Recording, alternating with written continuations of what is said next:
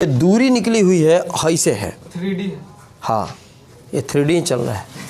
सही है, वो सही बोला है 3D। ठीक, हंस दिया कौन बात में हंसी मत। ठीक है 3D ही चल रहा है। धरिए 3D में 3 डायमेंशनल। ठीक है त्रिविमीय है तो नहीं कोई 3D। अच्छा फिल्म आता बोला कहे आ रहा जलू।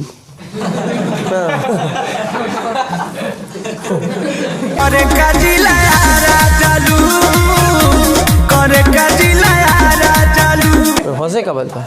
एक बार तो कह दिलस कि आराम में दोबारा वही है ना।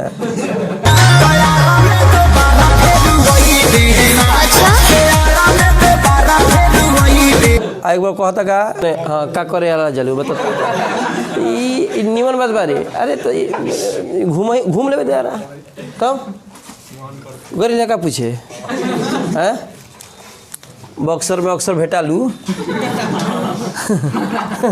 हम कहता जी सर।